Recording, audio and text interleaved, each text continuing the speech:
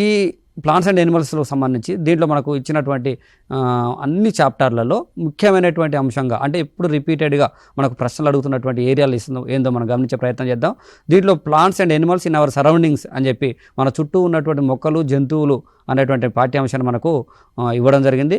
దానితో పాటుగా plant and animal products అని చెప్పి మనకు మరొక అంశాన్ని ఇవ్వడం జరిగింది ఈ యూనిట్లో. ఏ యూనిట్లో? ఎన్విరాన్మెంటల్ స్టడీస్లో సైన్స్ సబ్జెక్టుకు సంబంధించి మనకు ప్లాంట్స్ అండ్ యానిమల్స్ అనేటువంటి చాప్టర్లో మనకు ఏం చదవాలి, ముఖ్యంగా ఫస్ట్ ఏ అంశాల మీద ఫోకస్ చేయాలనేటువంటి విషయాన్ని డిస్కస్ చేస్తాను. దీంట్లో plants animals in our surroundings, మన చుట్టూ ఉన్నటువంటి మొక్కలు జంతువులు అనేటువంటి అంశం మీద స్పెషల్ ఫోకస్ చేయాల్సిన అవసరం ఉంటుంది.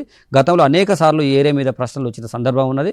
దీని తర్వాత ప్లాంట్ అండ్ యానిమల్ ప్రొడక్ట్స్ ఏవైతే ఉన్నాయో, వృక్ష మరియు జంతు ఉత్పత్తులు ఏవైతే ఉన్నాయో వీటి మీద కూడా అనేక సార్లు మనకు గత టెట్ పరీక్షలలో మనకు ప్రశ్నలు అడిగిన సందర్భం ఉన్నది. కాబట్టి ఈ ఏరియాను కూడా స్పెషల్ ఫోకస్ చేసి చదవాల్సిన అవసరం ఉంటుంది.